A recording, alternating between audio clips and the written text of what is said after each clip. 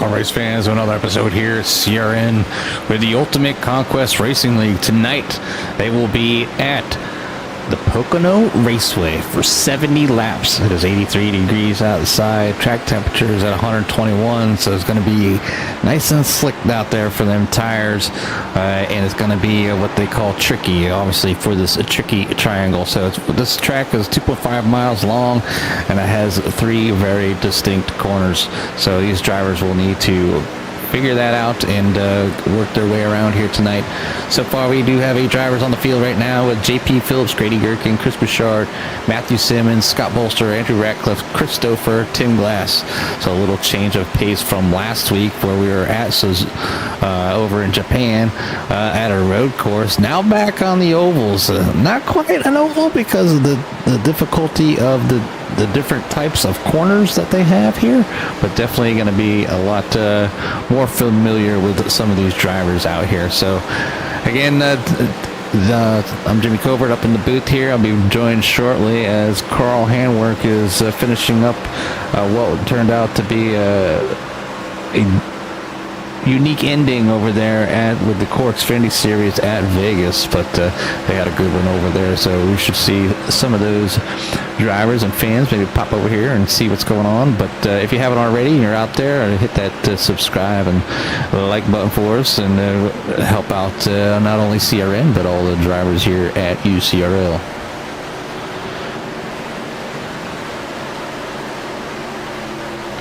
Just doing a little bit of housekeeping as we're make sure everything is good to go here tonight for when Carl comes in here, so you guys can actually hear him.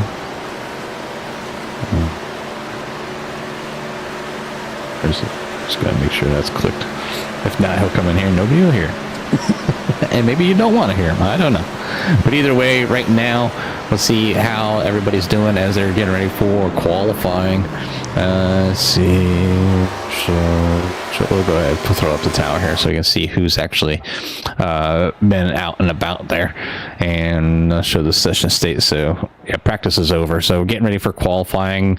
Obviously not a huge factor with this little smaller field. Obviously 8 drivers, 8 fantastic drivers.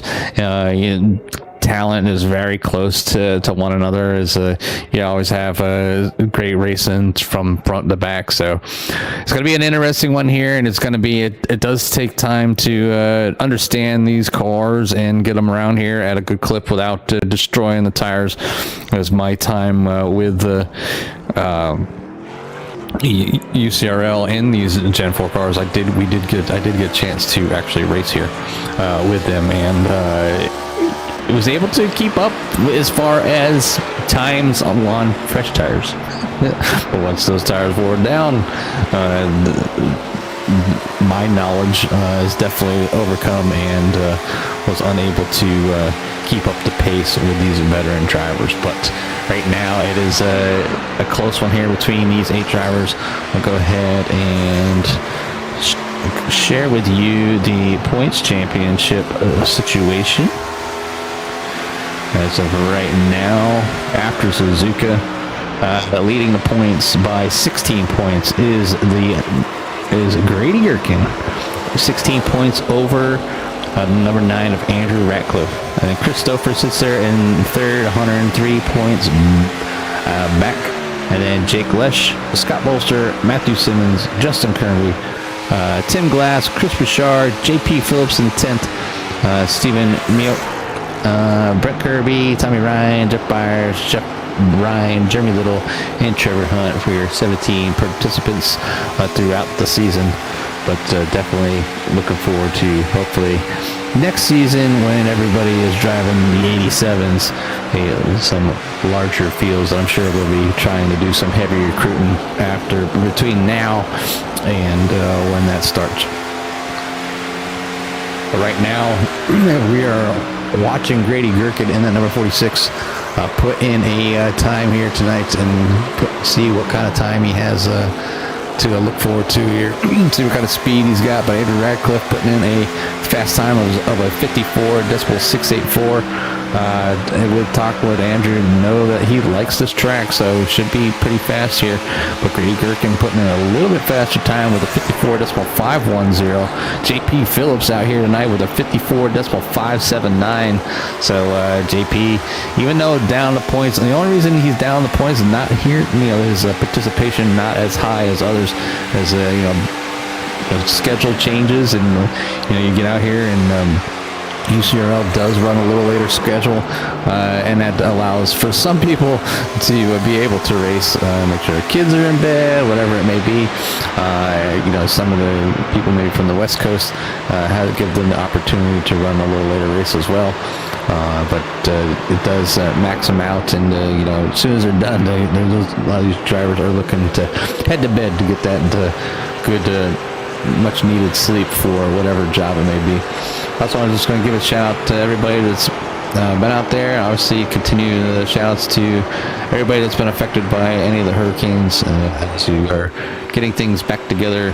Hopefully, we are done seeing any major storms for this year, and we can put that behind us and move forward to do it again next year, I guess, because I'm down here in the same boat. Live down in the west side of Florida, but always watching them tropical storms come across or up from the south, and just trying to ruin your plans for the weekend. Right now, we are 4 minutes in out of the 5 minutes. All 8 drivers have gotten a time out there. Looks like Chris Stouffer and Scott Bolster out there still trying to get better their time in. Right now, it looks like Chris Bouchard, another driver fast here with a 54.334 over Grady Gherkin. And then JP Phillips and Andrew Ratcliffe. So very, very close times there. Matthew Simmons with a pretty good time as well. And Scott Bolster not too far behind. And then Tim Glass finishing P number 8 at the moment. And that's just the way they're going to start tonight. But that doesn't have everything to do with it. Obviously, you try to get as much as you can. Race pace and quality pace is definitely not the same here. If you plan on driving quality laps for the race, well, you're not going to have any tires. And these drivers are going to be out here for a long time. And talking about how long they're going to be out here, we'll go ahead and look at the little bit of briefing here tonight and see what their approximate fuel laps are going to be. They're guessing anywhere between 27 and 30 laps. So we're looking at least 2 pit stops, unless they can manage to save fuel. And not a huge, you're on the gas so long here. It's not a lot of places to save that fuel. So we'll see what the drivers got up their sleeves here tonight. But I'm pretty sure we're going to see 2 pit stops from everybody at least. But they do have the green-white checker 1 attempt. The lucky dog is active, and let's see what else here. That's about it. The track is also the older track. It's the 2016 version. So definitely you can see, looking at the track down at the cars, you can see the white lines kind of waving a little bit, and that's the heat haze for how hot that track temperature is. And that's what we're looking at right now. If you're kind of wondering why the screen is moving a little bit, that is just the haze and the heat coming off the track. So definitely something that the driver's got to deal with. Not so apparent down in the car, but looking back from the different angles of the cameras, you could definitely tell the notice. So hopefully the drivers don't have any problems down there, but looking forward to seeing these drivers battle each other here at Pocono Raceway for 70 laps. So they're pulling off now as they get underway here. Chris Bouchard obviously on the pole over Grady Gherkin, JP Phillips, Andrew Ratcliffe, Matthew Simmons, Chris Stouffer, Scott Bolster, and Tim Glass as they all roll out. Take their opening lap here, 2.5 miles here at Pocono. This is a track that I have plenty of personal time here, watching the races here with my dad and my uncle and their friends. Spent time down infield, up in the grandstands. Been here many races, many memories. And it's one thing that if you like racing, it's definitely a lot of fun to get out there with your family and create those memories.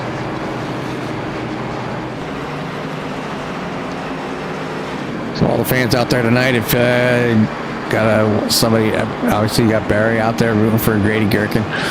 If you're out there and you're watching and you have your favorite driver here and you're watching them, say something in the chat. Let me know who you think's going to win here tonight, or if it's just to give your driver a shout out.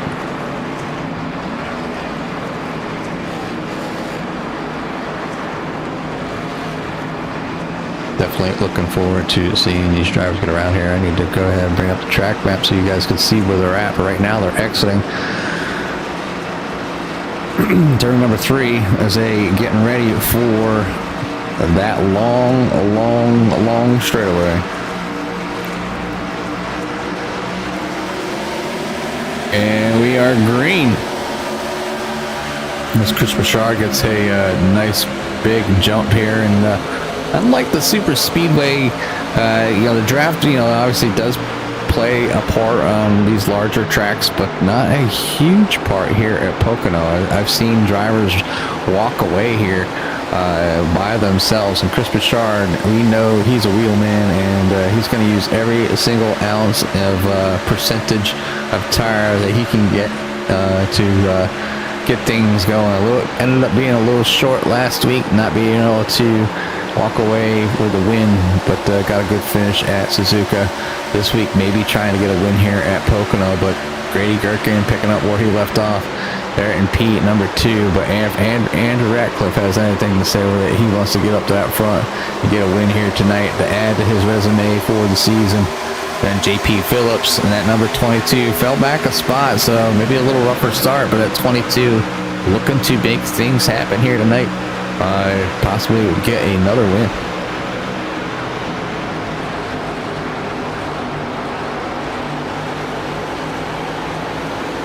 We'll get our nice little banner going up top. Pull down this for now.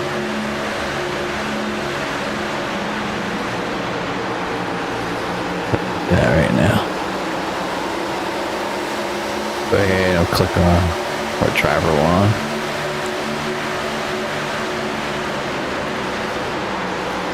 Like here, as you're coming into turn number 3, go question mark, turn 4. You can see how close these drivers are going down the front stretch.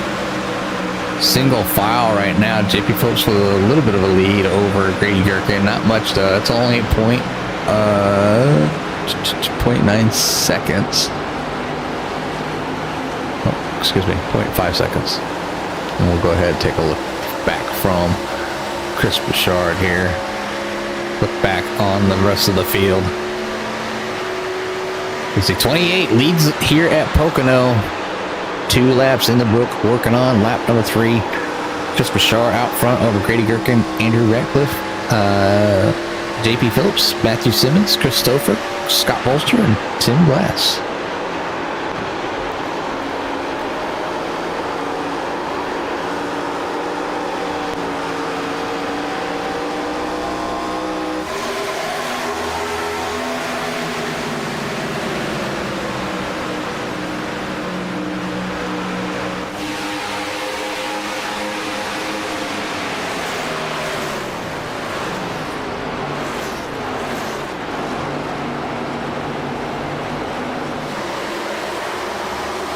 The laps are right around 55 seconds a lap, so a little under a minute here.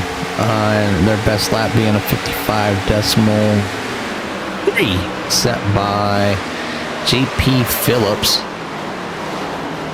Everybody, that last lap was 55.56. They're so close.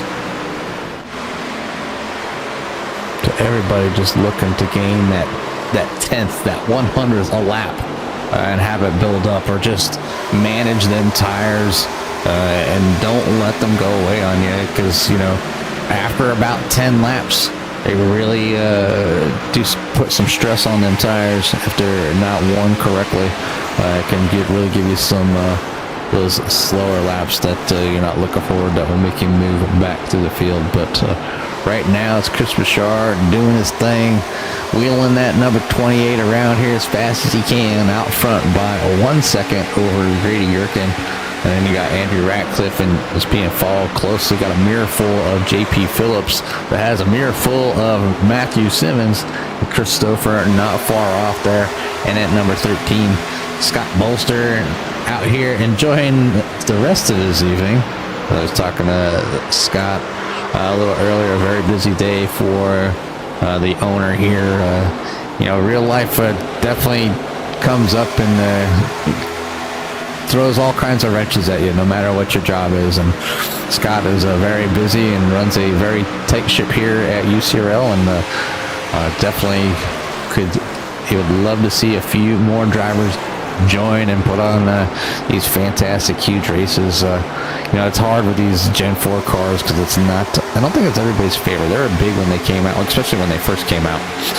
Everybody wanted to run them, and they were big, yet there are leagues everywhere that were running these Gen 4 series. But to get any kind of consistent running, but Scott does a great job, not only putting on the league, but he does the setups for each race as well. So definitely has his hands full on top of his beautiful family that he has as well. So give a shout out to that number 45 of Scott Bolster.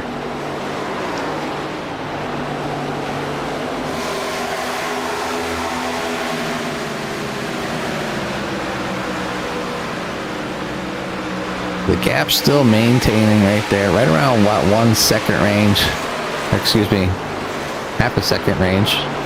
As Grady Gherkin looking to start tracking down Chris Bouchard. You know, we talked about how fast Chris can be, and you know, he's one of the few people I know that could probably overdrive a car and still maintain his speed. But he definitely knows how to wheel a car and use 100% of the tires until they're gone, until they don't work no more. So we'll see if he can make it stretch to that first pit stop, if he can maintain the lead here and hold off the hard charging number 46 of Grady Gherkin. So we'll be looking for that right around that 30 lap range. And if somebody's going to do a two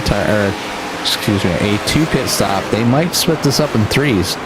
So you might see somebody come in just after that 22 to 23 lap period and try to split up and maybe get that short pit going here. Like I said, it's not necessarily a drafting track where you need to have a partner. So right now Grady Gherkin's sitting in that draft and maybe able to use it to his advantage to maybe help save some fuel, but definitely not much fuel saving here, as you're pretty much all out all the way around. I don't think I heard anybody shifting down in turn number 1, but that's something that can happen. So right on top here of the number 28 of Chris Bouchard, as we head down that front stretch. You can see him passing the cones, hit that last cone there. He's off the throttle a little bit. Get that car turned, nose pointed in the right direction on that throttle, nice and easy. Down the long pond, down into the next turn. See the orange cones on the fence there. Good indicator that the turn's getting ready to come up and they need to slow them down. But down through 2, drifting out, down the short chute, heading down into turn number 3.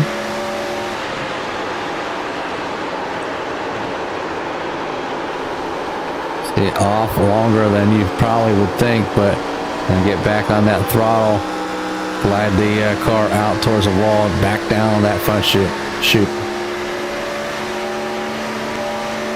So 9 laps in the books, working here on lap number 10. So plenty of racing still here remaining. Chris Bouchard leads over Grady Gherkin. Andrew Ratcliffe sitting in P number 3. Then JP Phillips, Matthew Simmons, and Christopher not too far behind. And then you got the 45 of Scott Bolster and Tim Glass still hanging in there. Like I said, it's a long race.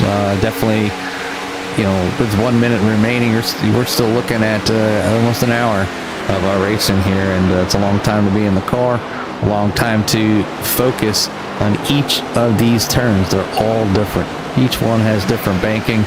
I'm sure when Carl gets here, he'll talk about, he's really good about keeping up with the history of the track and the different names of the corners and stuff like that. But right now, we're out here doing our thing with the Ultimate Conquest Racing League with Chris Richard out front over Grady Gherkin, and then Andrew Ratcliffe, JP Phillips, Matthew Simmons, and Chris Stouffer, all pretty close knit from third on back.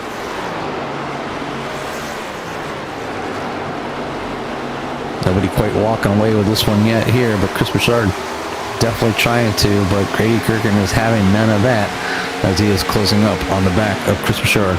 Now down to a 0.3 of a second lead and closing. So this might be a little bit of the wear and tear on the tires thing. So Chris Richard out to a nice lead, getting reeled back in there by the 46, but can the 46 get it together, get around that number 28, and then stretch it out from the rest of the field. Say about a third of the way through the fuel tank here with these cars out on the track at the moment. Doesn't seem like they're having too many issues with the tires at the moment. I would expect them not to. This is UCRL is obviously with the smaller fields very well known for minimal cautions to be come out during a race, that's for sure, and everybody keeping it clean and green. So big focus on pit stops here tonight. Can be a little tricky with all the speed that's carried and how long the pit lane is. So you're gonna lose some time on the track, not necessarily lose a lap, but like I said, it's not a huge deal if you don't have a drafting partner. So we'll see who and when these drivers will make the call to come in and take their pit stops here tonight.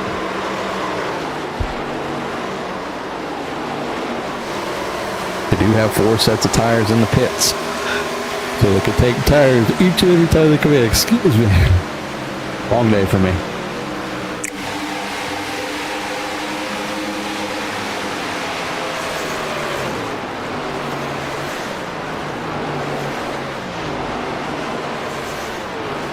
We'll go back here where the 22 is all over that rear bumper of the 9. You can see the 9 twitching just a little bit, trying to get on that throttle just a little bit, maybe trying to think about trying to catch up to Grady Gherkin. And you know, at this point, when you're back by a second and a half to your competitor in front of you, and obviously Andrew Ratcliffe wants to finish in front of the 46 to maybe regain his lead that he had in the points chase.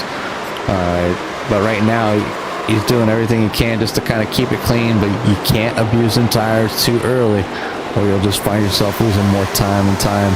And once you get them heated, it's really hard to get them cooled back down, so you don't burn them out any more than you should have. But right now, it is Chris Richard over Grady Gherkin, Andrew Ratcliffe, JP Phillips, and Matthew Simmons. We're going to go back on top of the car of Matthew Simmons, looking forward. You can see the 22 JP Phillips running a little bit lower line there than the 9 as they drift out towards the wall, heading down towards turn number 3.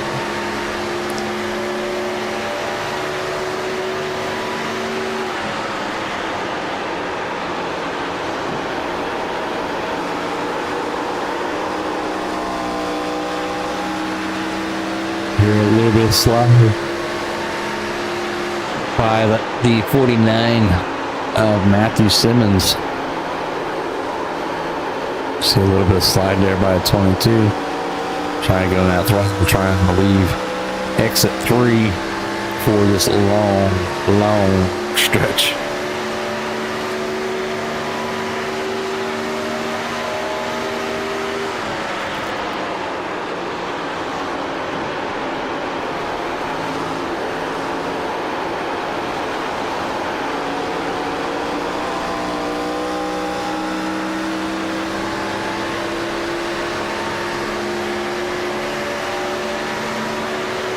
Blistering speeds in Pocono, 126 degrees. I'm gonna have to say not possible this time of year.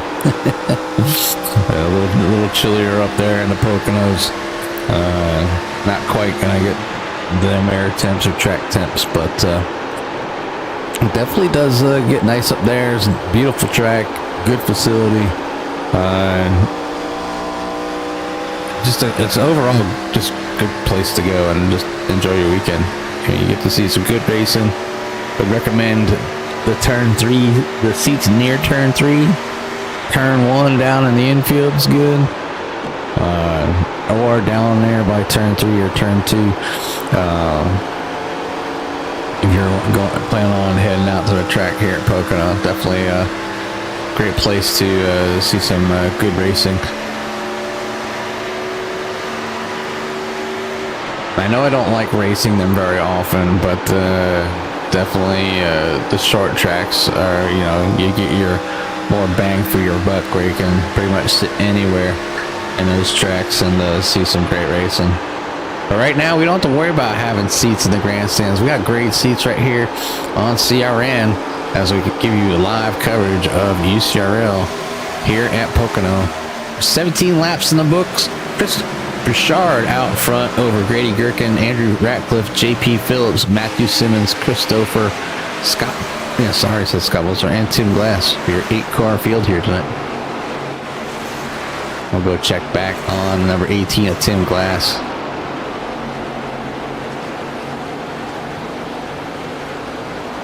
Tim trying to get that 18 up forward through the field. Do what he can to hang on here tonight. The track can seem easy to drive. You get out there and you give it your good college try and you think you're doing everything right, and it could just be that one thing. That one lift, that little bit of gas that you should be getting on, or when you're getting on, to get a quick lap around here at Pocono. But can be very challenging, especially when those tires start to go, and then got very warm temperatures here. Does not make it any easier. A lot of drivers say this track drives like a road course, and that's because of the different types of corners here that the track will presents itself. Be very challenging. But so far, so good. Single file all the way around. Chris Bouchard still has 4/10 of a second lead over that 46 of Grady Gherkin.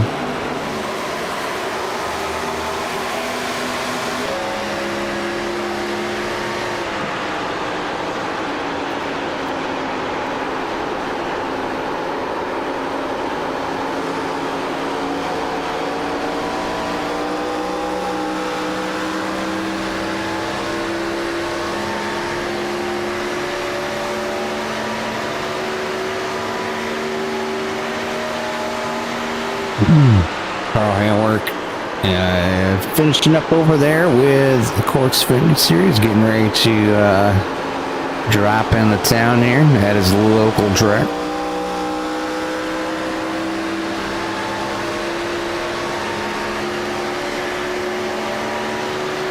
Used to be my hometown track. I guess it's still my it's my hometown track. Right now I get to go and enjoy myself with some Five Flags. Good old local racing. Snowball Derby coming up here soon. Right now they got the fair going on over that way. Fairgrounds, we got the fall fair here down in Pensacola, Florida.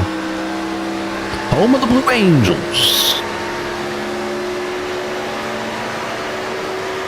Never went to an air show and seen the Blue Angels? I highly recommend it. Definitely something to a sight to see when you see the jets flying by down here. It sounds like Carl Handwork has made his way into the booth here tonight. Yep, finally got over here to join you at the local track here. That's gonna fly home to Pocono here, and good to see that 28 out there in the lead. Chris Bouchard, but he's certainly got his mirror full of Grady Gherkin. But I mean, Pocono, I'm sure you've gone over it, Jimmy. It's just it's a different type of track. It's the size of a super speedway.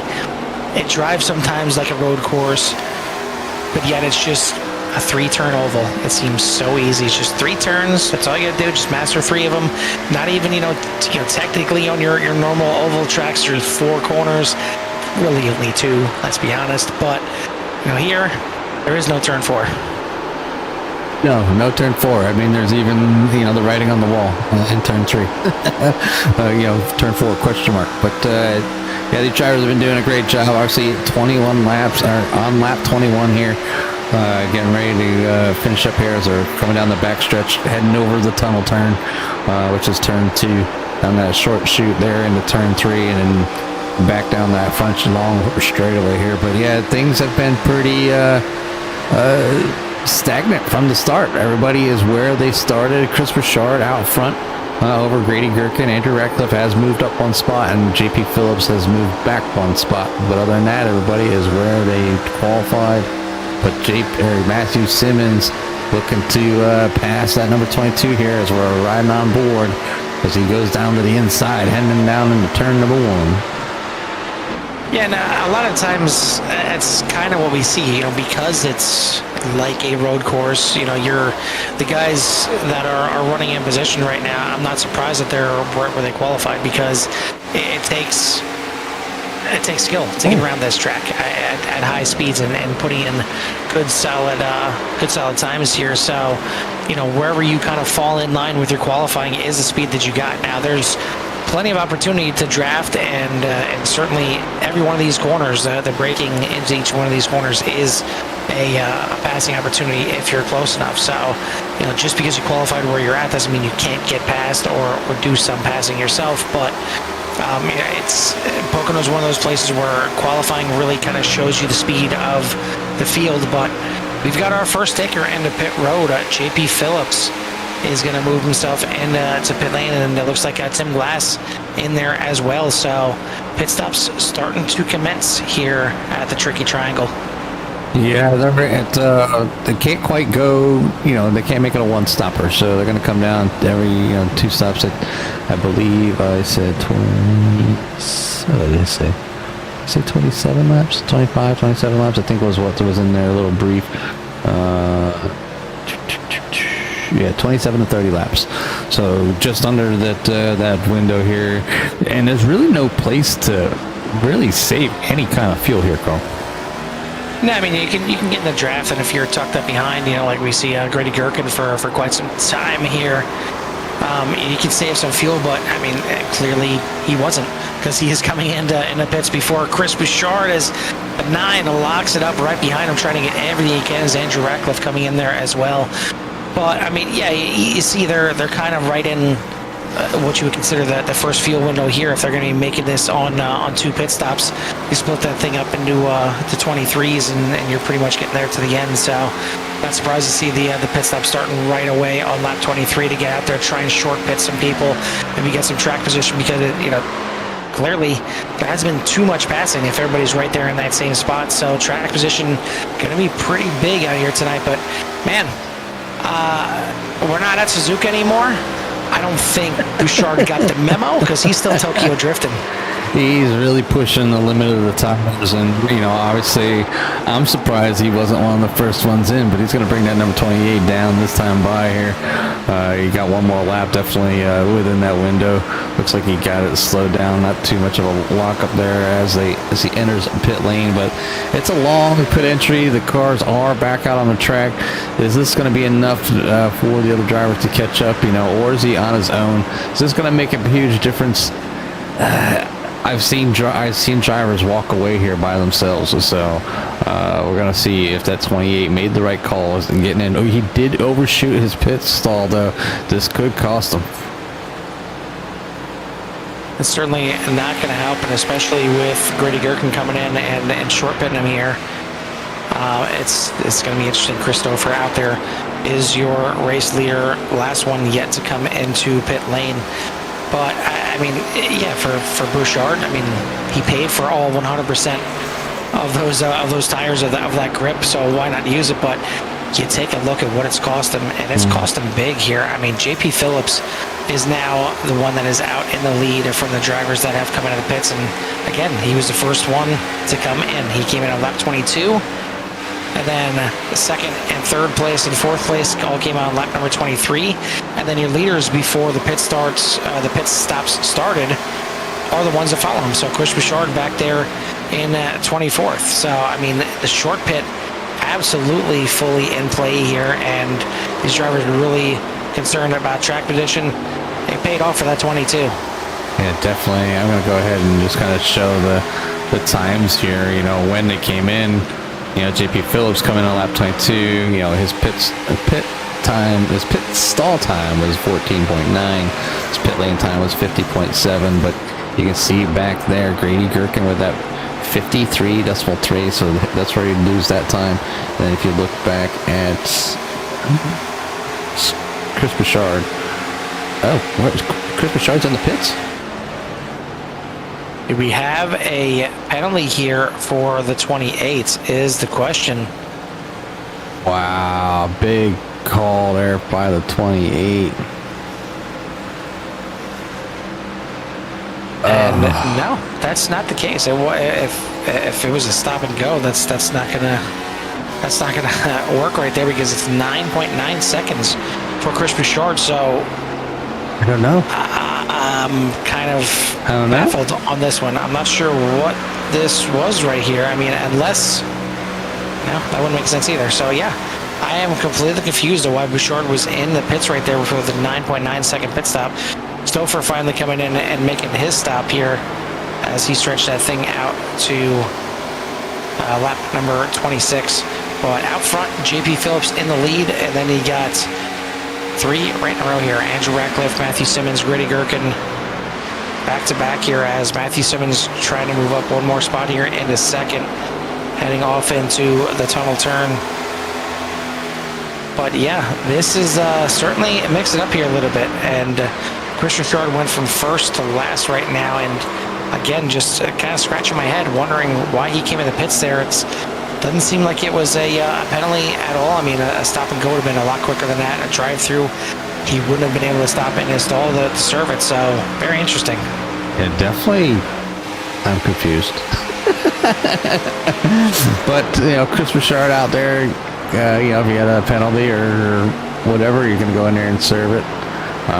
But either way, JP Phillips now out front here leading. So again, pit cycles mixing things up here, and yeah, I talk about it I think every broadcast these days about how important they are. And you've seen Bouchard, you know, slide through his pit box, and I figured that was what was going to cost him. But I don't know what that secondary pit stop was. Maybe he didn't put enough fuel in. I don't know. Or maybe no fuel at all. I mean, sometimes, you know, there's so much that you can control in the car, which is nice, but it's also a lot to be thinking about. I mean, you can change as many or as little tires as you want to. You can do the same thing with fuel. You can take as much or as little as you want to, or you can make no fuel at all. You know, for some leagues, not this one here, you got the option of a fast repair that you can take to completely clean your car up. So there's things that you can change in there, and yeah, maybe it's a situation where he for some reason had the fuel checked off, and sometimes, you know, you can set that, you know, those kind of parameters in the background, in the settings essentially for iRacing, where you have, you know, the fuel unchecked, or you have your fast repair unchecked, or even, you know, you have your tires unchecked. You can have that set up that it starts unchecked instead of checked. And it sounds like something so simple like that, but you know, if you're used to running in a league where, you know, maybe you're just coming in and taking tires, you don't need fuel, and maybe you have it set up like that. But in this case, you need fuel. You need fuel to get that thing going around here. The only thing I could think of, I mean, if he didn't get no penalty, he took tires, but he didn't take no tires that time, so definitely it's going to put him out there. It's going to make things difficult. Obviously, be looking for a caution now to have that opportunity to get back up there. You know, starting on the pole led pretty much the whole thing, and now to find himself back there in P number 8, well behind is not the place that the 28 would like to be. But JP Phillips coming out here for another showing here tonight, showing that even though he might not be full time, definitely has the speed out there to run up front. So those those contenders for the championship, Andrew Ratcliffe and Grady Gherkin, that have been battling back and forth currently. The points lead sits with Grady Gherkin by 16 points over Andrew Ratcliffe. So, and you can see how close they're battling. They're currently in second and fourth. I want to thank everyone tuning in that was previously watching the Core Xfinity series, and we haven't done so yet. Hit that like and subscribe and get you in touch with everything SCRN has to offer, as we have the doubleheader here on Tuesday nights. We got the doubleheader on Wednesday nights. We got the Core GT series that started up again on Thursday nights. No doubleheader this week, just a single race, and get these drivers a break. I know it was a little bit extra last week and a little bit extra stressful for sure to start the season with the doubleheader like that, but we got it out of the way, and we're back on schedule and on track now on Thursday nights. But I mean, it's amazing when you're watching these cars go around there, and it's kind of funny because I feel like it happens more often than not with these Gen 4 cars that the setup kind of has the back end like stepped out a little bit, like notched out a little bit, and you see them going to these corners, and it looks like they're really, really out of shape, and they may be a little bit out of shape hanging that right rear out there. But man, I'll be damned if it doesn't look like they're just sliding through all these corners. Yeah, I mean, it looks like they're sliding, and technically they're pushing and sliding. I mean, the track's at 127 degrees, Carl. That's it. That's it. It's a nice spring day for some of the track types that I used to have now. That is absolutely burning out there, and it would explain why these drivers are dealing with well, like you said, both. They're dealing with a push and a loose, and that's what can happen in these hot temperatures. The front tires, it's too hot for them to grip.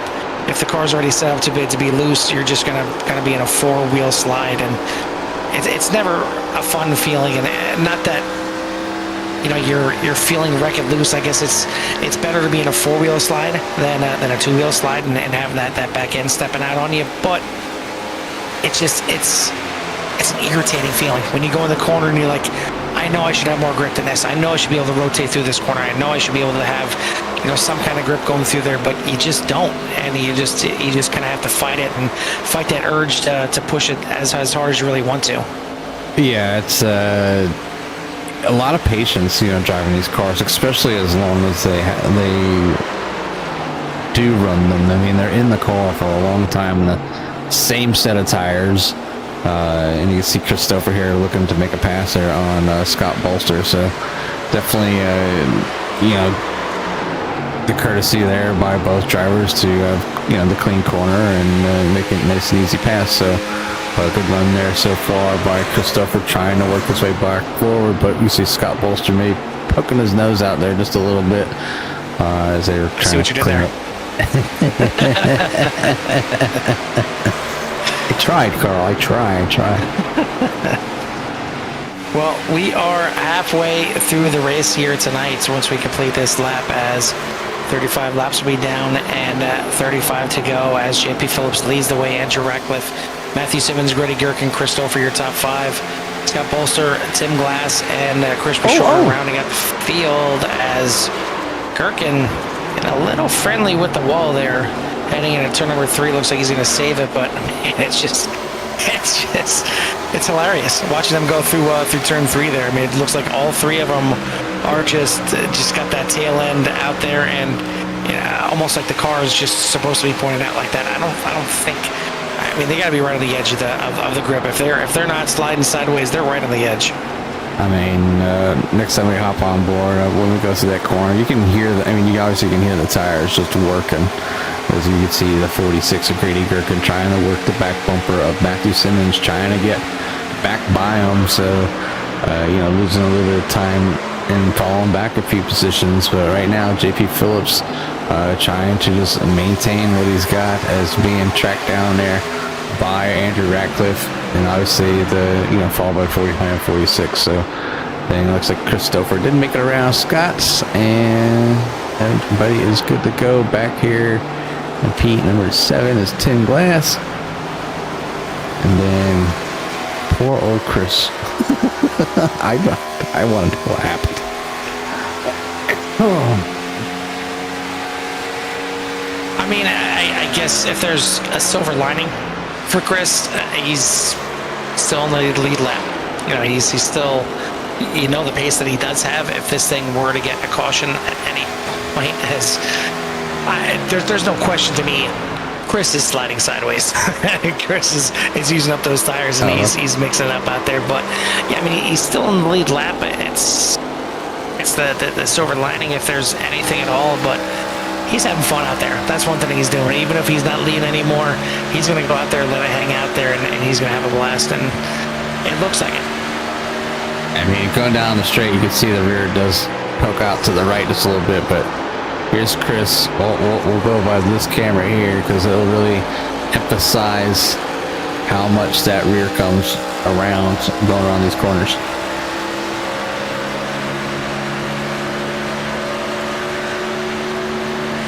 I think while we take a look here at Chris, and while these drivers are enjoying a nice green flag run since the beginning of this race, it's about time we turn them up here a little bit, let these Gen 4 engines roar as maybe listen to some of Chris Bouchard bounce off the wall as well. But we'll crank it up and give everyone out there a little love to hear it. A little love to hear it.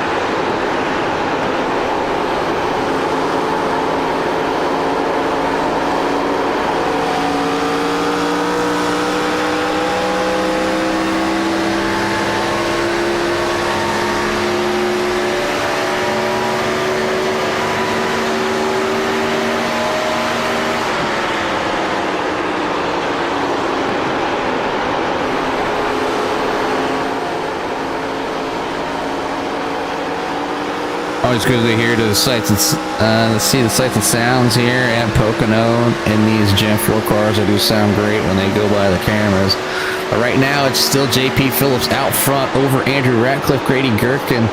So a little switcherooski there, but Andrew trying to get some points back on Grady Gherkin there for that race for the championship. But just looking at some of the stats, and JP obviously with a busy schedule, but showing up when he can. Been has some great finishes for the season so far. So, but out here looking to grab another win. These drivers are getting ready for their second round of pit stops here, I'm sure, shortly. Probably within the next 7 laps, somewhere around there. Run this thing out to the end. So we'll see if anybody else makes that crucial mistake of pit entry, pit exit, or just maybe a decision of what to take while in pit road. So, but anyways, still looking good out there. Definitely. Maybe even somebody out there thinking about that two-tire stop, but we will see depending on how far and how well those drivers are using that left side. If they do a two-tire stop, they'll take two rights. So we'll see if they want to use that play or not. Some might, depending on their position and how they feel with their car. I know these drivers have a ton of talent here in the UCRL, and we applaud them all the time for it. If anyone is crazy enough to take two tires, I 100% applaud them. These things are already on the edge of being loose, and just keep your eyes trained on that 28. You'll see how loose they are. He's driving the wheels off him.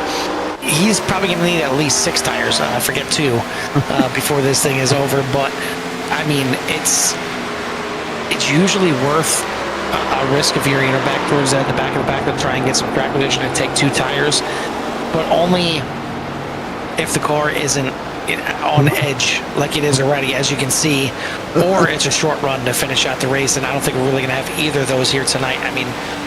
Could somebody gamble on it? Sure. You never know what you see here in UCRL, and usually it's from this guy right here. But I'd be hard pressed to see anybody take 2 tires. I think it's going to be 4 tires and try and get as much as you can. But the question is, when do you come in? We talked about that pit window being out there around maybe 27 laps or so. We've seen Christopher go the longest on that first run at 26 laps. I think once you're getting to right about that mark, like we're at right now, 26 to go, I'm coming as early as possible. Clearly, track position has paid off. You're looking right here.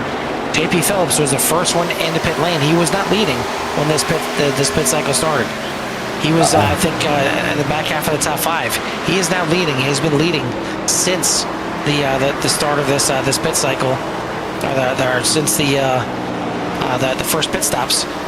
Ratcliffe and Gherkin, kind of same deal. They weren't up there battling for the lead, but they came in earlier, and now they benefited from it. And now they're going to be right in here, right as I'm talking about it. Your top 3, Ratcliffe and Simmons coming into the pits, but I would not be surprised if JP Phillips, Grady Gherkin, Christopher, if all these guys come in right away on the next lap.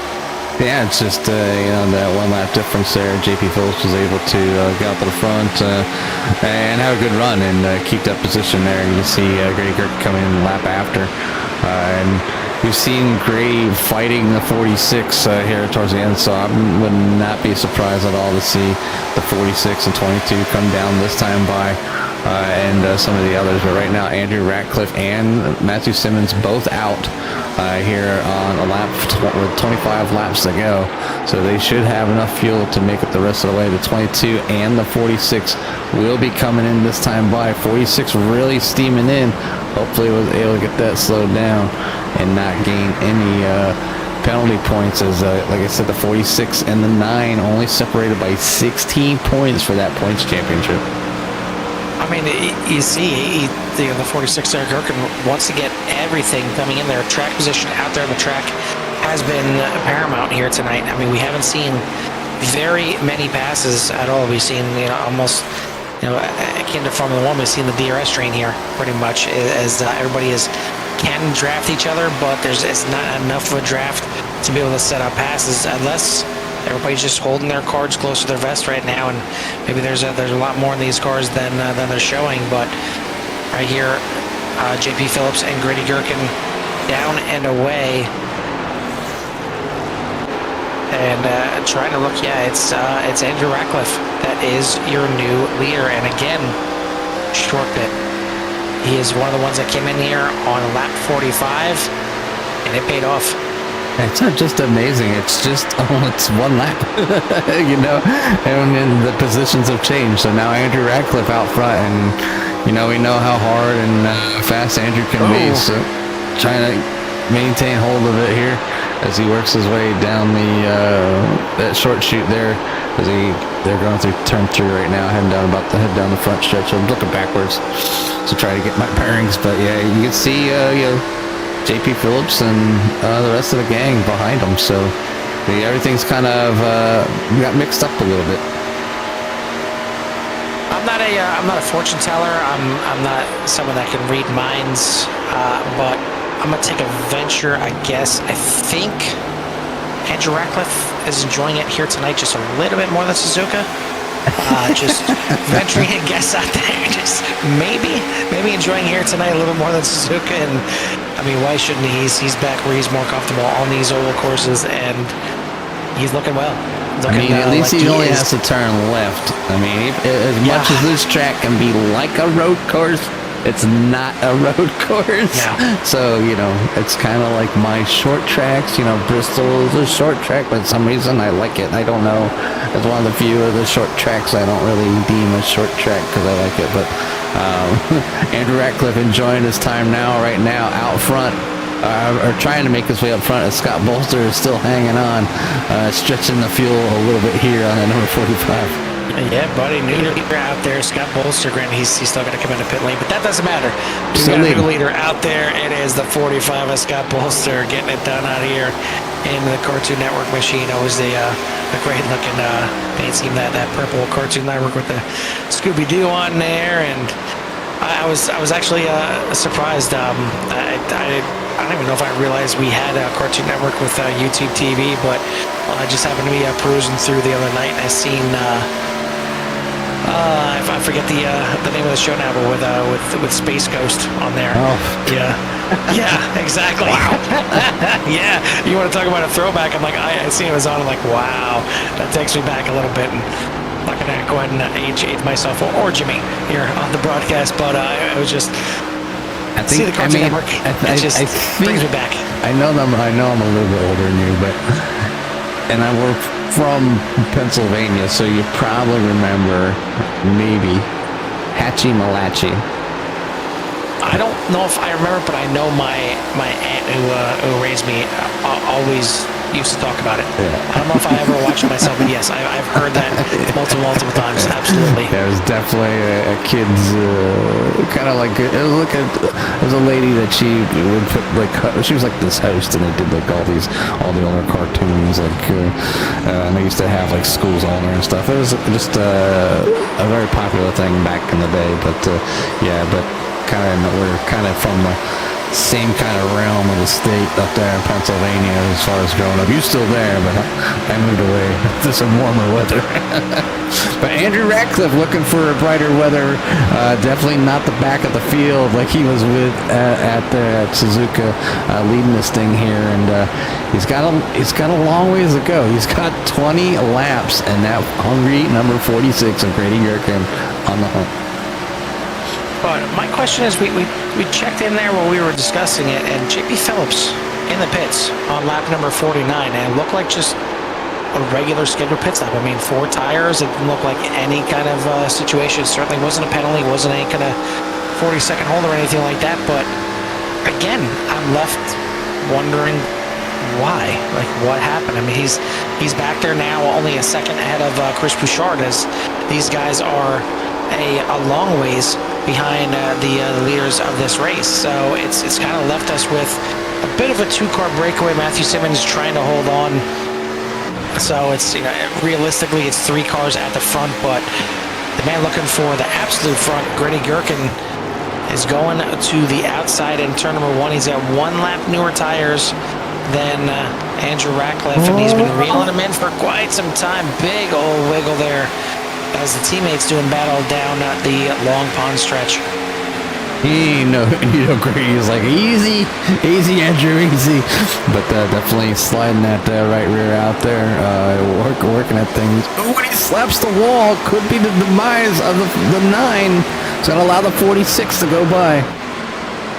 Yeah, I mean, it's one thing. It's bad enough getting loose like that, losing a bunch of time just getting loose, but that right rear is angry, and it showed exactly how angry it was as it sends him into the wall coming out of the tunnel turn. He's able to hang on to Grady Gherkin, though, as Gherkin got loose out of turn number 3. So it is back to a full-on 3-car breakaway now with Matthew Simmons hanging on behind these teammates, and these drivers are 15 seconds clear of 4th place. Yeah, and these drivers, they've been hanging together since the green flag drop. And some of the other drivers having some issues. Get Christopher back there. He's been trying maybe a little different strategy with pit stops right there. He came in at lap 48 this time. Scott Bolster came in at lap 50. So obviously he has the newest of all the tires out there. But back there sitting in P number 5. Tim Glass came in at lap 46, sitting in 6th. JP Phillips, not quite sure what happened with the number 22 here tonight. Maybe just decided to kind of come in and not mess with anybody's points as far as the championship goes, as they are in a pretty tight battle up front. So who knows what JP is deciding to do here tonight. Maybe he doesn't want to wait for his to come up here in the booth. He's got work tomorrow morning. It could be any. It could be. Who doesn't want to talk to us, Jimmy? Come on. Well, we do have the gift of gab for some reason. Well, Gherkin seems to have kind of righted the ship here a little bit after that bobble out of turn number 3. Once he made the pass on Ratcliffe, and seems to be stretching his legs here a little bit, but Andrew Ratcliffe is not getting away at all from Matthew Simmons, who looking a little bit to the outside here, 3 and 4, trying to get a run here and move himself up into 2nd place. As Simmons was one of those that we looked to last week to have a good finish at Suzuka, and just one too many mistakes at the crazy road course last week. But looking to right the ship here and get himself up there battling for 2nd place, and not too far out of the top spot right now, less than a second covering the top 3. Again, then you get another 15 seconds back to Christopher in 4th. Scott Bolster hanging on to the final spot in the top 5. He's another 12 seconds back. And then we got a 3-second gap to Tim Glass in 6th place, who's just kind of running it out there in his own race like he typically does. JP Phillips and Chris Bouchard rounding out the field, and again, they're the ones that were left scratching our heads, wondering what exactly happened here. Well, definitely got some insight on the 22 from one of our fellow drivers out there lurking here tonight and checking in on his on UCRL. But Trevor Hunt said that he had a black flag and had to run a few laps, and then they finally gave him the warning, so he had to come in and serve it. So just a little too much goose there, leaving the pits, trying to stay out front. Cost them huge here at Pocono. I'm surprised because normally with black flags, it's a drive-through or it's a stop and holds for 40 seconds.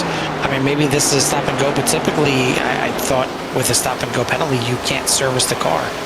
So maybe it was maybe it's a different penalty. That it was a 10 or 15 second penalty or something like that. And once he served that, he could take the tires and the fuel like he did, but. He's about to have a mirror full. I'm sorry, I'm looking at the wrong one here. But yeah, I mean, it's a shame.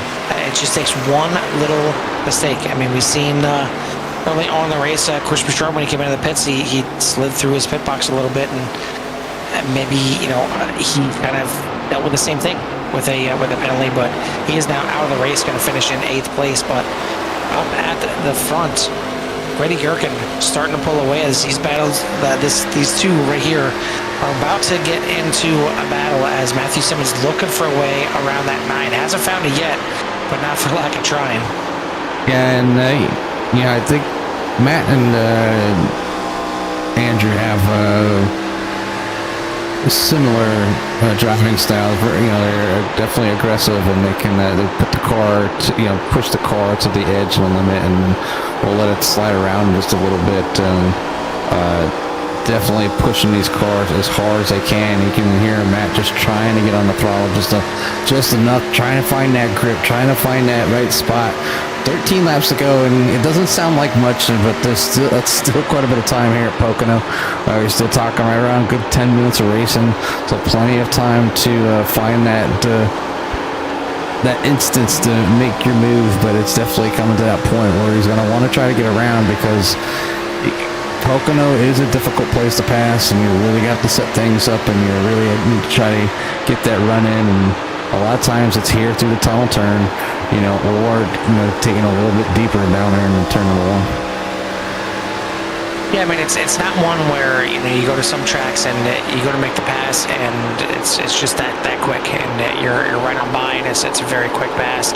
Here it's calculated. You got to really set it up. I mean, yeah, you have long straightaways here, but it doesn't seem like the draft is really doing too much for these drivers here tonight. So you still need to get a good run. You need to utilize whatever draft is there, and then make the dive down to the inside and get in the brakes maybe a little bit later.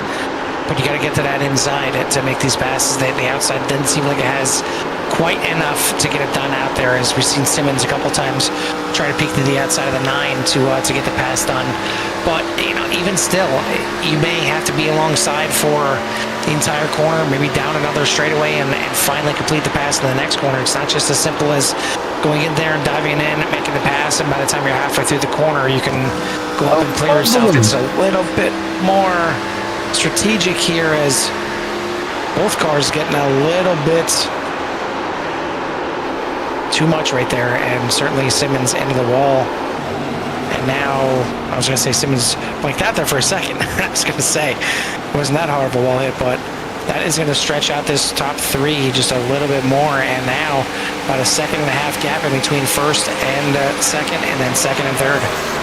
Yeah, just a little bit of rubbing racing, but with the wrong thing. The wall definitely wins every single time, and you can see how much it slowed the 9 and the 49 down. Now they're spread out pretty evenly there. I didn't know if Matt was going to be able to make it off that wall.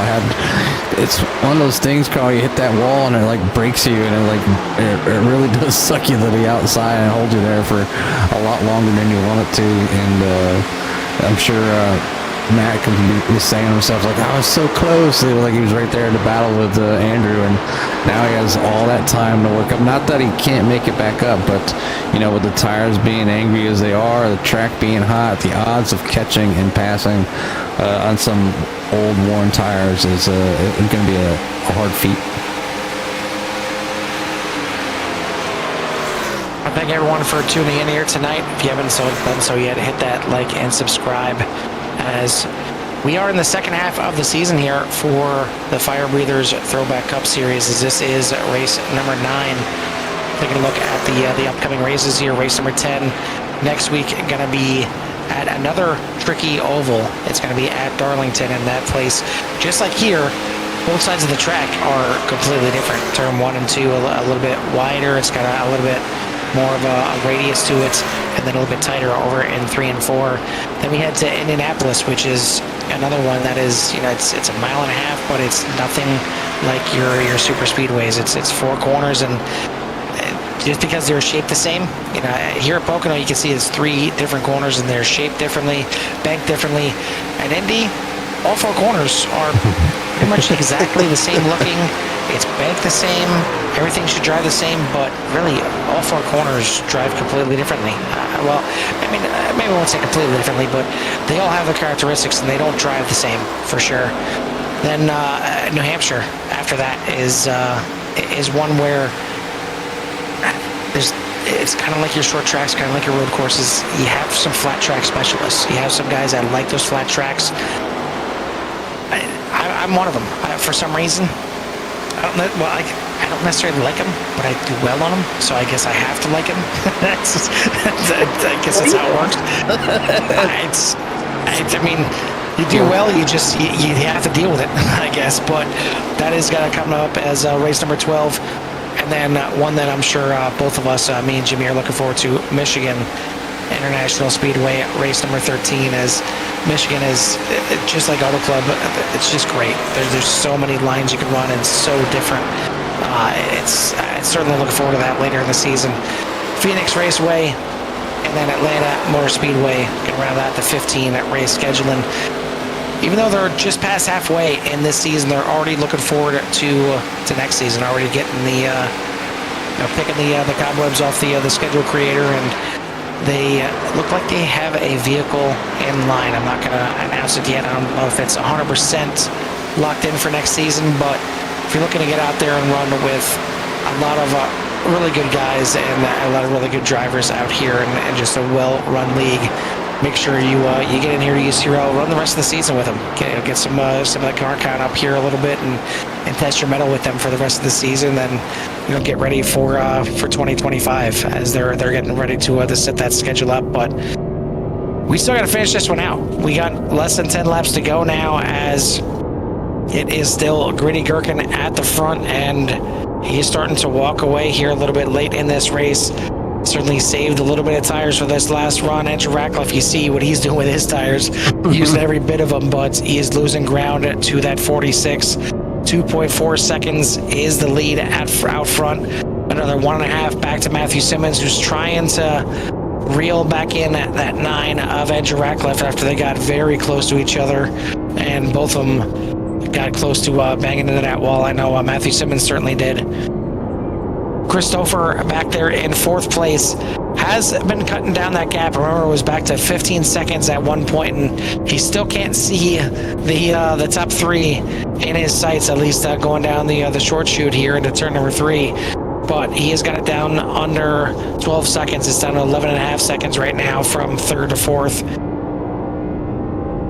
Scott Bolster still rounding out the top 5 as he is back there another 11 seconds himself. Tim Glass in 6th place, another 6.5 seconds back. Then you got JP Phillips, the last one out there on the track, running in 7th place, but just a cool 42 seconds behind your leader.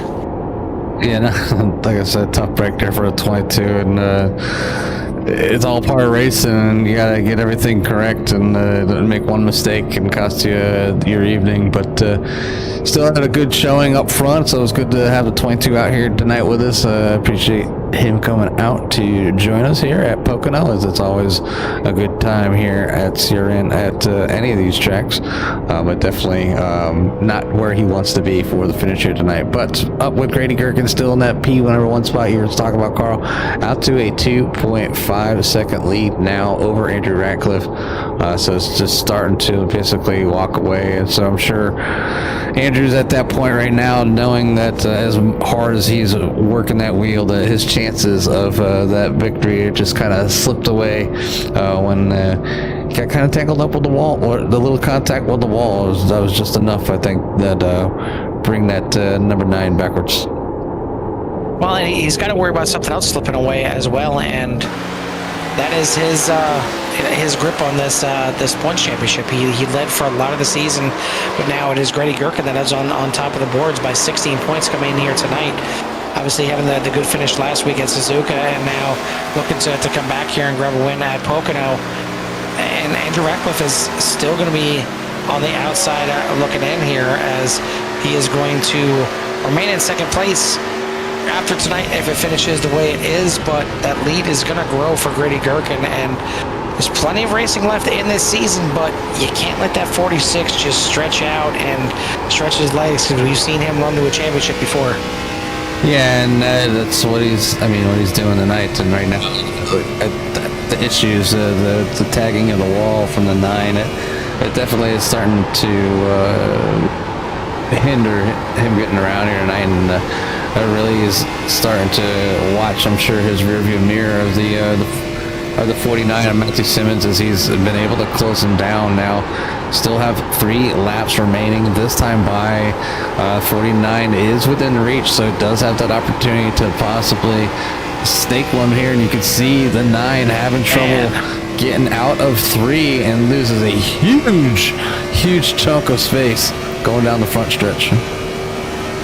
I mean, I don't think we've seen it all season, but I mean, if that 9 keeps driving the car the way he is, there's a chance that he blows that right rear tire before this thing is over. I mean, he's got that thing hanging out there in just about every corner and just trying his best to just keep it off the wall, but that has let that 49 Matthew Simmons just walk right back into view, and second place is back on the table.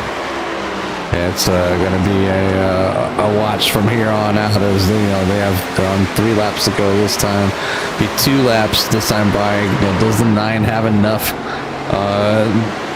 tread, percentage of tire, whatever you want to call it here, and the 9 to stay in front of the 49? It's to go 70 laps.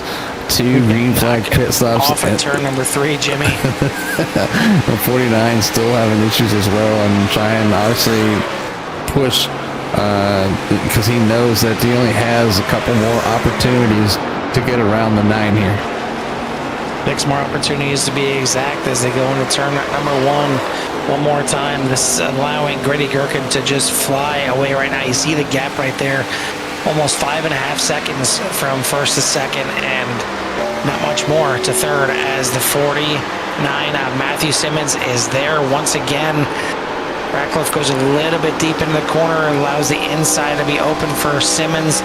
Not going to be enough just yet, but that 9 has got that rear hanging out there on every corner the way it seems, especially here in turn number 3. We'll see if he can finally get that thing wrangled in here, or if the 49 is going to get a run. And now to the outside looks Simmons, but he gets loose. White flag in the air. Ratcliffe doing everything he can to keep that 49 back there behind him, breaking that draft, weaving back and forth, and not sure he wants to do that with those tires in the shape that they're in right now. Yeah, it's sometimes you get caught in the whole trying to catch the draft and weave back and forth, and Matthew Simmons didn't quite bite on him, but Andrew Ratcliffe doing anything possible to try to not give Matthew Simmons any kind of advantage, whether the draft means anything here or not. But the 49 is there. We are on the final lap. 46 of Grady Gherkin heading down the last turn right now. Oops, we'll go over here to Grady Gherkin as he exits turn number 3 to take away the victory here tonight, as we will shift focus back here with Andrew Ratcliffe and Matthew Simmons coming out of turn number 3. Does Matt have anything left for that 9? Looks like the 9 will hold on as Grady Gherkin wins tonight, followed by Andrew Ratcliffe and Matthew Simmons, and then back with the number 13 of Chris Stouffer making his way across for P number 4. Scott Bolster will finish with a cool P number 5 and the number 45 here tonight. And really, Ratcliffe kind of bingoing turn 3 when he needed to on that last lap. But maybe got a little bit loose coming out the corner, but nothing like he's been. That's exactly what he needed to hold off that hard charging number 49 of Matthew Simmons. But a fantastic race again from these boys here at UCRL, going green the entire way, and it's not easy. I mean, again, regardless of how many cars are out here, I know there's only 8 cars out here tonight, but it just takes one little mistake from somebody and throws the entire race into a little bit more chaos, and that these drivers may be ready for at this point. I mean, it's been a while since we've had a yellow in general, so it's good to see. It's a lot of good quality racing, but this man right here, your points leader coming in, now grabs another win here, and it's making it just that much harder on Andrew Ratcliffe, who was able to come home in second. But I mean, damage control, yes, but still damage.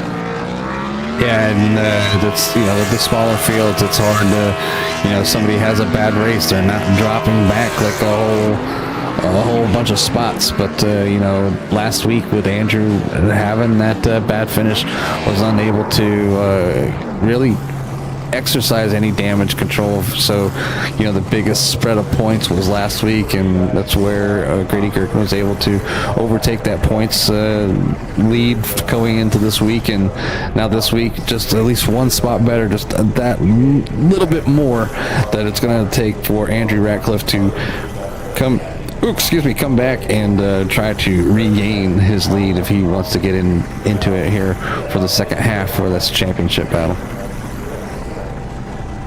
We've got our top 3 ready to go and get their well-deserved interviews here after a long 70-lap run here at Pocono.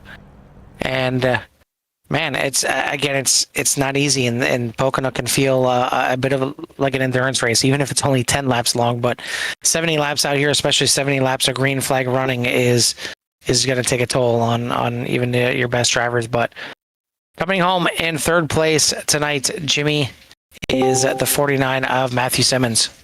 Hey, hello. Hey, Matt's Jimmy or Carl up in the booth. Obviously, a copy.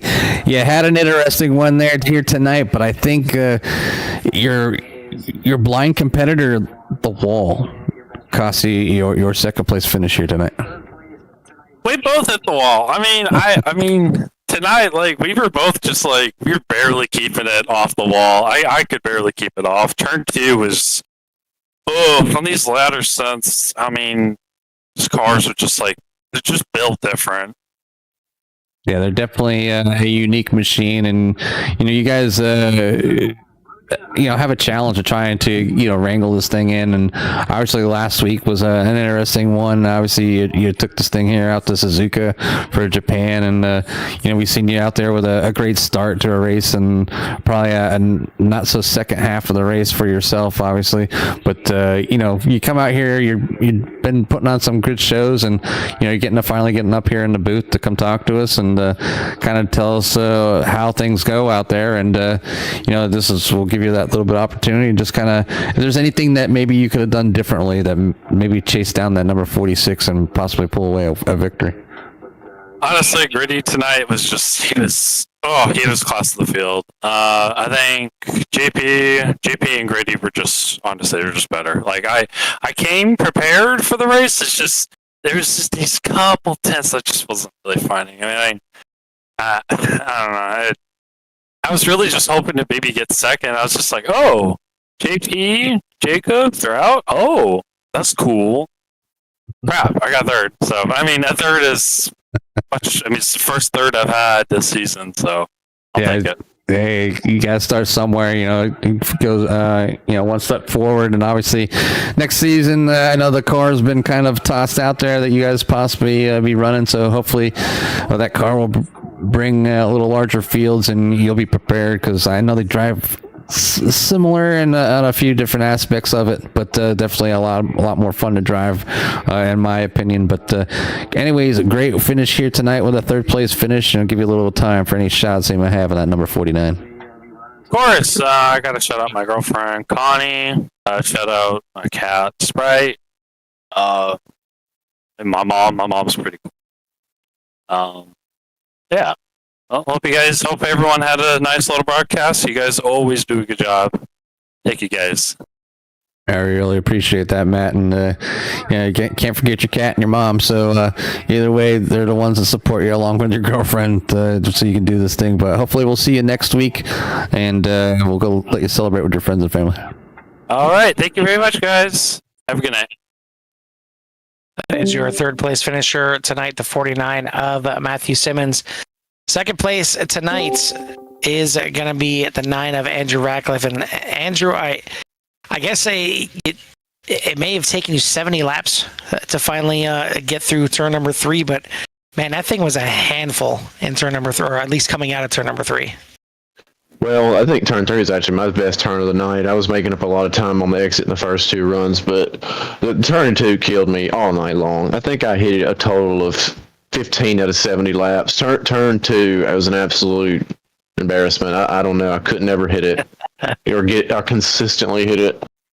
Well, hit it is one thing you did to the exit of the turn 2. Well, I'm not sure what you beat down more, the right rear tire or or the exit of turn number 2. Yeah, it certainly was a troublesome spot, and it's hard to tell sometimes with these Gen 4 cars how much you're actually loose, how much the setup is just kind of set with that rear end out to the out kind of in the air there a little bit going through the corners. But man, it looked like you guys were drifting out there quite a bit. Yeah, and I was trying that last run to keep up with the 46, and I was really burning the tires bad off of turn 1, actually, because I know it doesn't really look like it because it's got more banking, but I was sliding it up that banking. And turn 3, that was my best corner all night because I felt like I ran it lower and was able to drive it straighter and was actually able to save the right rear somewhat off of 3 better than most because I noticed I really was getting beat in turn 1 and 2. Turn 3, I felt like I was pretty good in. Now, that last run, because when Simmons was real close on my heels, I missed turn 2 badly, really bad. And I actually downshifted to 3rd to get the rear end to kick out so I wouldn't, to try and save some time. And it did save some time there, but after that, the rear tires were absolutely gone, and I was losing every corner on the exits. I took a stab a little bit earlier in the race and tried to get in the mind of the 9 driver, and I feel like you were a little bit happier tonight than you were last week, maybe just a little bit. Yes, indeed. It's it's still flat track. God, Suzuka. Honestly. It's Suzuka. The last 10 laps or so, I got consistently in the 121s. Now, let me tell you, I didn't practice a lick for Suzuka. I knew that I had no chance of winning no matter how much practice I put in. But yeah, I'm definitely glad that the road courses are over with. Those suck. Are you sure? I mean, we could talk to Scott, see if we can switch up, Darlington or Indianapolis, have you go back to. Okay. Well, now that I've done Suzuka, I would not. We can swap Indianapolis out because Indianapolis is one of my worst old. So if you want to throw in another road course there, that's fine. But no, we can't take Darlington out. Darlington's a track that I expect to win, or expect to have a really good chance to win it year in and year out. Well, you're going to need it at this point as you come in here tonight 16 points behind your teammate there, Grady, and now he's going to stretch out that lead a little bit more. So what's it going to take to kind of stop the run of the 46 here and turn the tables back in your favor? Well, I think Darlington's a good chance to do that at least. I think I have some pretty good tracks coming up. Darlington, Indianapolis, I'm not good at. New Hampshire, Michigan, all those are 3 of the next 4 ones that I feel like I can make some ground up, especially Darlington. I know Darlington I would consider probably my second best track. So next week is the week we got to make some points up for sure. And I don't really know how many I'm actually behind because the drop week's not included in those standings, I don't believe. Well, either way, you do a little damage control here at Pocono. You come home in second place, and it took some holding off there from the charging Matthew Simmons behind, but you get home in second here tonight. So who are we going to give a shout out to or thanks to this week? I got to give a shout out to Matthew Simmons, and he has come a long way as far as overall racing. I said a group chat a few weeks ago about how much faster he's been, but tonight, man, it really just showed. Simmons has done a lot of improvement in his racecraft, and it is absolutely showing. Used to, man, I mean, we blow it ovals. We'd be way ahead of him, but tonight, I mean, he had pace the whole race. So shout out to Simmons. Whatever he's doing, it's working. Keep it up. I noticed he was a lot more patient than he has been in the past. Even trying to get by me, like I noticed one time he let off early to try and cut under me. That's something he wouldn't have done in the past. So big shout out to Simmons. A shout out to teammate Grady for winning. It's always good for the team points or the team standings to come home 1-2. So, I only lost 5 points to Grady tonight, and 5 points in this format really isn't too much. So, overall, good night at Pocono. Absolutely. I mean, second place is never bad. It feels bad because you're right there close to getting that win, but either way, it's a good finish here tonight. So congrats on that. We'll let you go celebrate, and we'll see you next week at Darlington. Yeah, thank you, guys. Second place finisher here tonight, the 9 of Andrew Ratcliffe. Last but not least, your winner here tonight, Jimmy, is the 46 of Grady Gerken. Hey, Grady, Jimmy, and Carl up here in the booth. You copy? Yeah, I got you guys. Yeah, you walk away another victory here at Pocono, stretching that points lead out for the season, keeping Andrew on your tails putting him under more pressure. But congratulations on the finish here. I know you had a good competitor up there to kind of two of them actually between Chris Bouchard and JP Phillips. Not quite sure what happened to Chris Bouchard earlier in the race. I heard JP got a penalty on that second pit stop, but either way you walk away the winner here tonight. So kind of give us a little rundown of your evening, and obviously there wasn't anything that you could do to be any better because you took away that P number one. Well, there's always room to be better. No, I just that first run before our first pit stops, I was up there. Chris and I had really good pace, and if he messed up, made a big error, then I was gonna definitely try to get by. But otherwise, we were kind of just running nose to tail and making good time. So I wasn't really pushing the issue too hard. Came around for our first round of pit stops, and Andrew gained a lot of time. Well, everybody gained a lot of time on me coming in. So I gave up a little bit of time on that first stop coming into pit lane. So on my next round of pit stops, I tried to be a little bit more aggressive with it and just hopefully not getting a penalty for speeding. And then, we come back out and JP ended up getting a black flag, and that was good because it was really actually hard to pass out here tonight. So him just pulling out of my way definitely helped the situation. Yeah, it definitely looked like it was hard to pass. We've seen you guys running nose to tail for a good portion, and then Simmons was looking to, towards the end, overtake Andrew, and they both pushed it out of two, and both of them kind of collected the ball and gave you even more room for, pretty much an easy win, and, burning up their tires just that much more. So we just seen how hot the track was here tonight and how slick it could be, but you guys just ceased to amaze me on the amount of laps that you can put on some tires and hold a really good pace and put on a great show. But so I want to say congratulations on your victory here tonight at Pocono, and give you a little bit of time for any shouts that you may have before we let you out of here. Yeah, shout out to Andrew, second place, and definitely Simmons. That was a good run. He's been fast lately, and just some things have happened to change the outcome of his race. So it was good to see him get up there. Shout out to, looks like maybe Barry was watching again, my cousin tuning in, so that's cool. Shout out to those guys. You guys up in the booth. This will be fun to watch. I really thought JP and Andrew and Matt and I were going to really battle it out there in that last run. But all in all, it was a good race. These cars are a handful as always. I was white knuckling them. So thanks, Scott, for the setup. It was fun. And just looking forward to next week. Again, I appreciate the shout outs to everybody out there, of course. And again, congratulations. We'll let you go ahead and go celebrate with your friends and family, and hopefully we'll talk to you next week. All right. I like talking to you guys, but I like it more when I talk to you last. That is your winner here tonight, the 46 Gritty Gherkin. The little pickle that could, and he's certainly proven that he can this season, as going to stretch out that point a little bit more after the win here tonight at Pocono.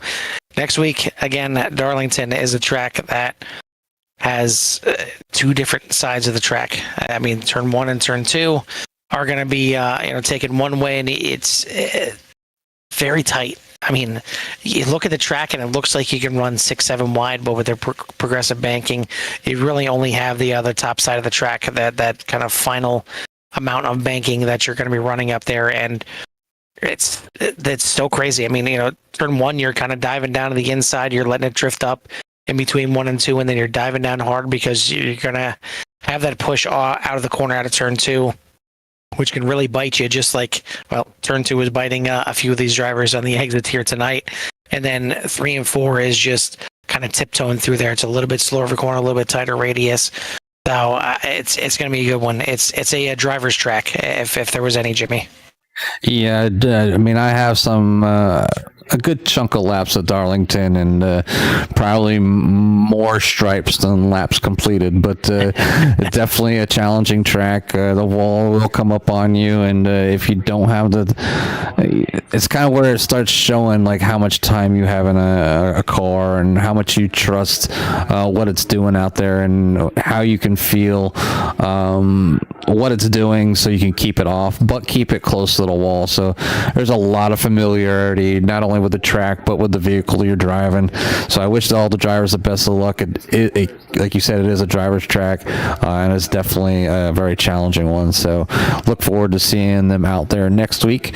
But they did great here tonight. Up on the board, the results, obviously Grady Gherkin with the win tonight over Andrew Ratcliffe, Matthew Simmons, Christopher coming in, P4, Scott Bolster, Tim Glass, JP Phillips, and Chris Bouchard. Appreciate you all coming out and participating here tonight with the Ultimate Conquest Racing League at Pocono. Thank you again to everyone that tuned in here to this one, to the Core Xfinity series, and to everything that you tune into here. If you haven't done so yet, hit that like and subscribe and get you in touch with everything that CRN has to offer. As we got plenty of racing action here, and I mean, I can't think of a bad league that we do now that we've done in the past. I mean, all the racing here in CRN has been absolutely phenomenal. So if you like hard racing and good fast racing, you're at the right place. Thank you to my co-host Jimmy Covert for another Tuesday night doubleheader. It's always fun to get up here in the booth and watch these boys go around and around and around and put on some great battles for both of the races here on Tuesday nights. But that is going to do it for our coverage of the Ultimate Conquest League FIREBREATHERS Throw a Cup Series race here at the Pocono Raceway. It's been a fun one, and I think these drivers need to go and find some grip for that right rear for sure, because it was a struggle out there tonight. But for myself and Jimmy Covert here at CRN, we'll see you at the track.